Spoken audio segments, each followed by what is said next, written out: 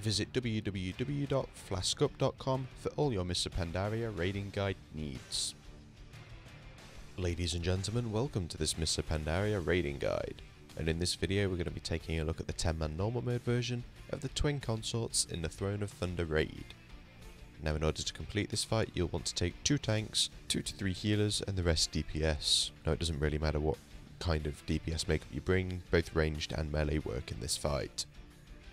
Now this fight is pretty awesome in more than one way. The first way is that you can actually gain buffs, different buffs and helping abilities throughout the fight, which I will talk about later on in the video. And for the first phase you can kind of choose both of the bosses that you see on the screen at the minute, or one because one of them is jumping in and out of the fight, Lulin and Swen. You can choose which one you attack at the very start of the fight, so you can kind of choose which phase of phase 1 you want to take on first. There's not a massive difference between them, but we're going to base this guide around attacking Lulin first and then Swen later on in the fight.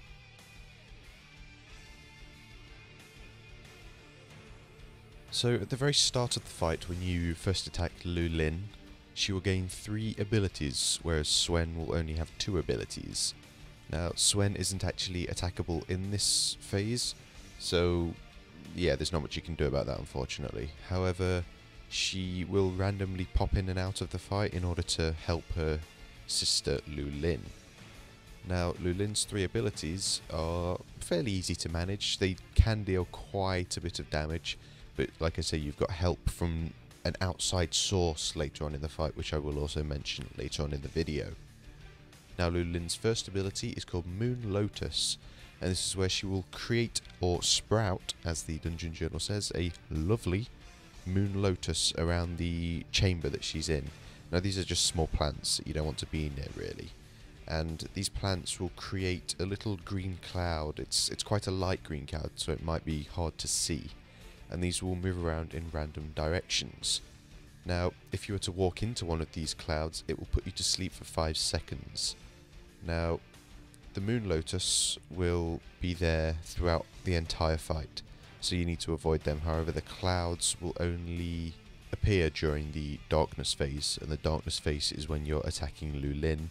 The light phase is when you're attacking Swen.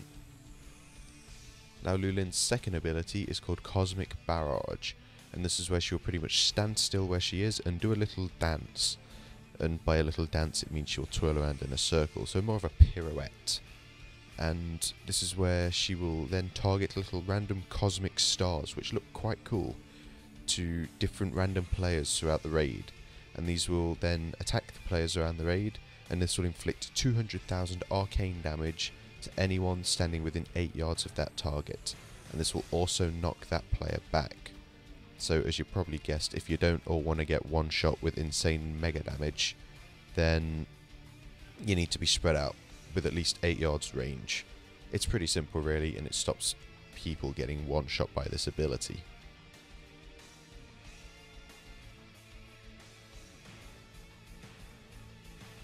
And Lulin's final ability is something that your tanks and healers actually need to look out for, and this ability is called Beast of Nightmares. Now this is where her current tank will have a beast pulled from within it, and this beast will attack that tank, so it's the tank that's currently on the boss with aggro, and this little beast will fixate on that tank.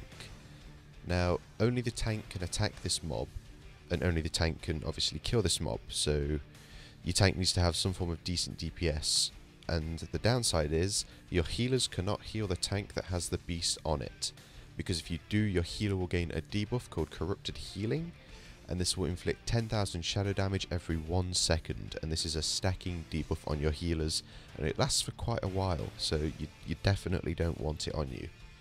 So the mob doesn't really hit that hard, to be honest. You can just kind of take it away from the raid, kill it off, and then go back to tanking.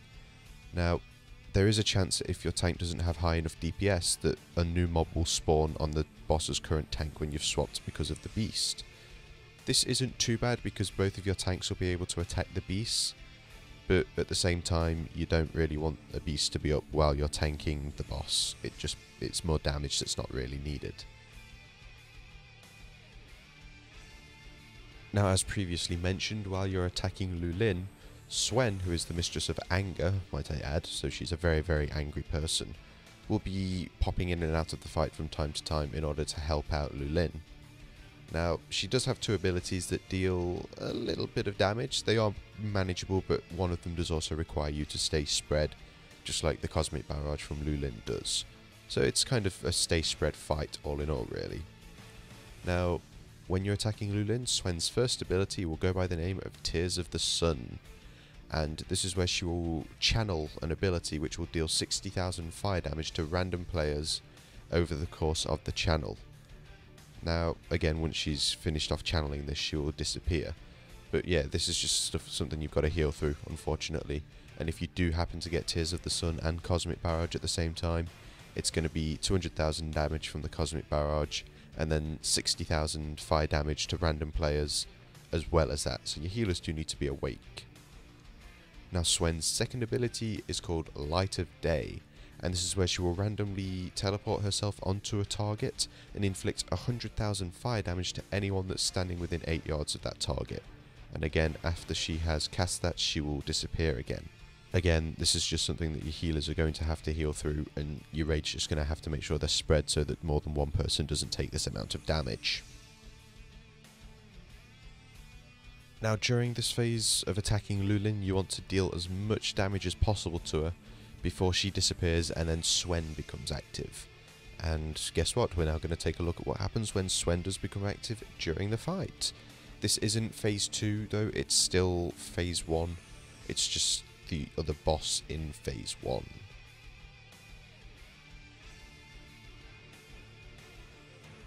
Now, just like in phase 1 where Swen has 2 abilities and Lulin had 4, the roles have now reversed where Swen has 4 abilities and Lulin, well, she only has 1 ability, unfortunately. I'm not too sure what happened there at that meeting, but yeah, just 1 ability is all it is. So Lulin's abilities are a little bit more of a pain in the arse, unfortunately. So we'll take a look at them, and then after we've taken a look at these abilities, we'll take a look at phase 2 and how you're going to kill both of these at the same time. So her first ability is called Fan of Flames, and this is something that your tanks do need to watch out for, as are all of the other abilities that she has. And this is where she will slice rapidly at her current target with a burning fan, and this will inflict weapon damage as fire damage, increase the amount of fire damage taken by 25% for 30 seconds. Guess what? That's your tank swap for this phase.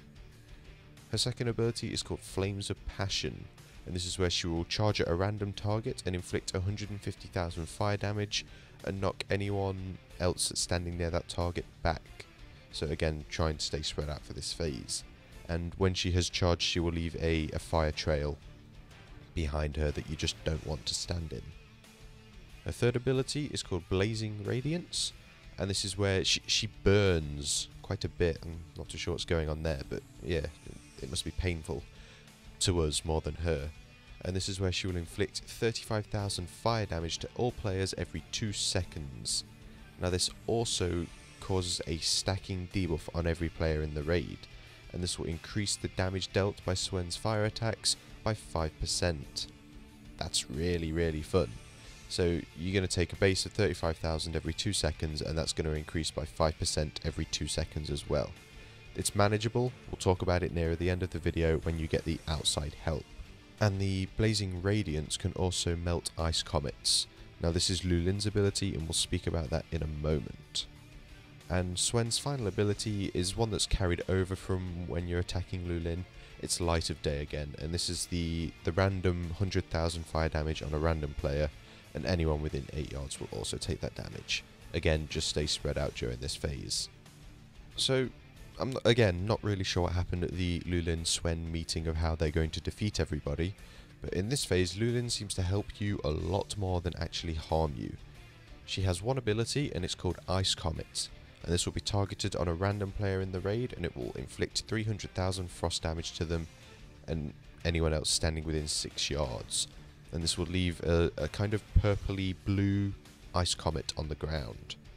Now, this will, and get this, it will reduce the stacks of Blazing Radiance on Swen if she is standing by it.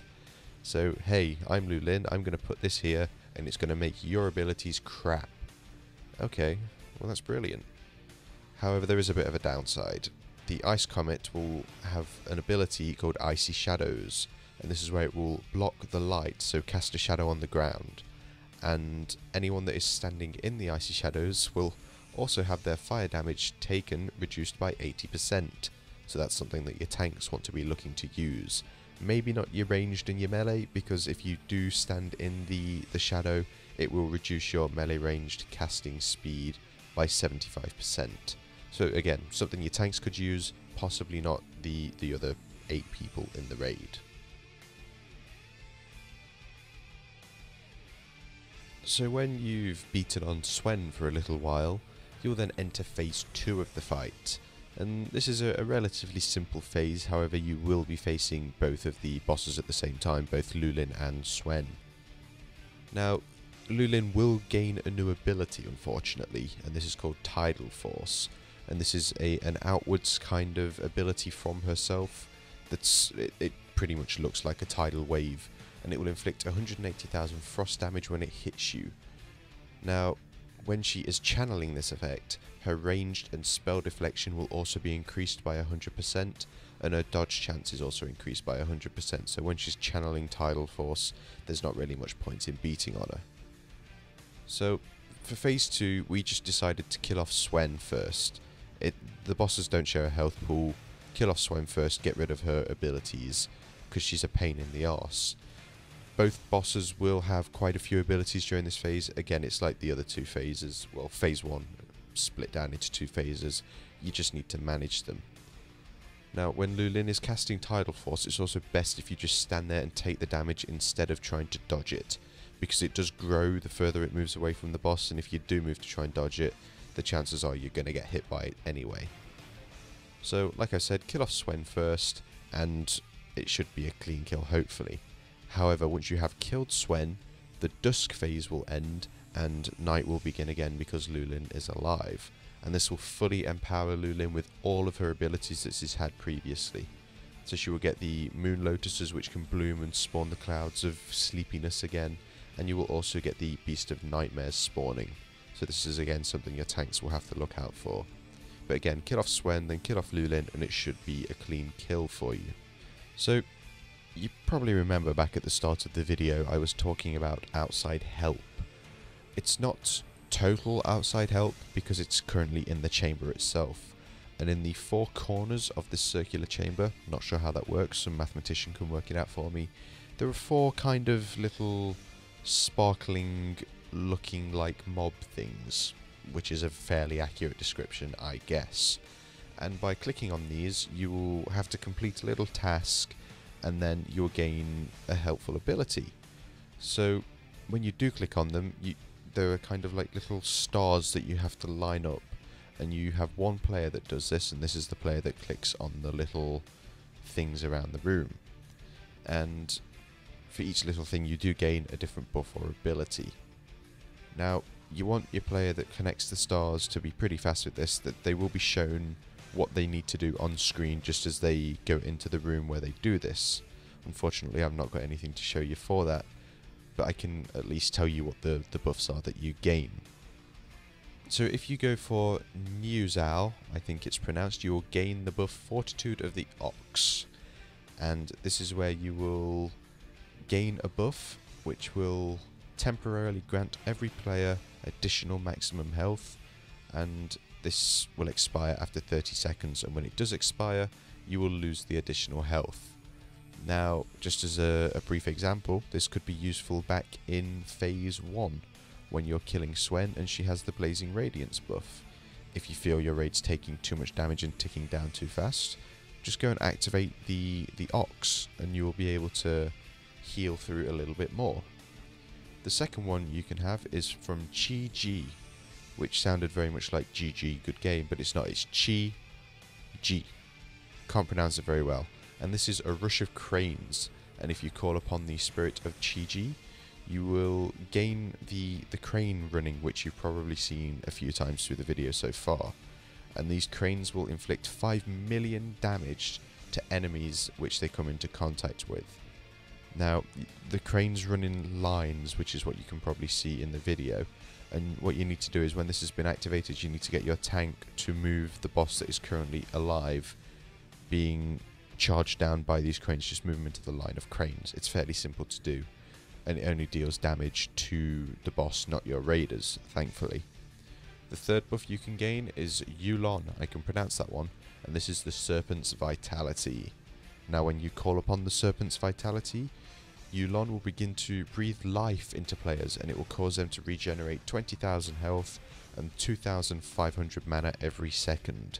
So this could be useful if your healers are going a bit or if your raid feels like they need topping off a little bit. It's a very useful outside buff to have. And the fourth and final one is Zwen, I think it is. The Tiger's Celerity. Again, more words that I can't pronounce. Fun.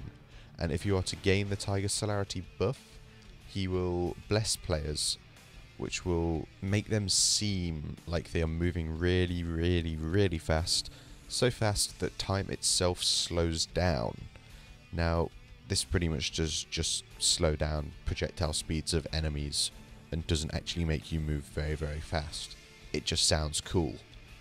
Now, this will also help you avoid abilities that might not be avoidable.